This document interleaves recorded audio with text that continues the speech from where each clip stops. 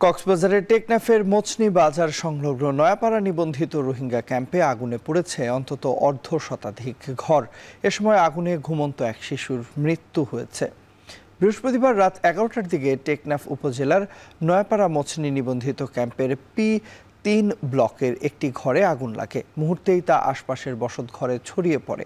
এ সময় arm police ব্যাটালিয়নের পাশাপাশি স্থানীয় রোহিঙ্গারা আগুন নিয়ন্ত্রণে যোগ দেয়। পরে খবর পেয়ে টেকনাফ ফায়ার সার্ভিসের 2টি ইউনিট ঘটনাস্থলে পৌঁছে আগুন নিয়ন্ত্রণের কাজ শুরু করে।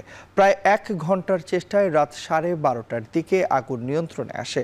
পরে ধ্বংসস্তূপ থেকে এক শিশুর মরদেহ উদ্ধারের খবর নিশ্চিত করে ফায়ার সার্ভিস। তবে তার নাম ও পরিচয়ের পাশাপাশি কতজন আহত হয়েছেন তা তাৎক্ষণিকভাবে নিশ্চিত করা সম্ভব হয়নি। আগুনের কারণ ও ক্ষয়ক্ষতি নিরূপণে কাজ করছে ফায়ার সার্ভিস।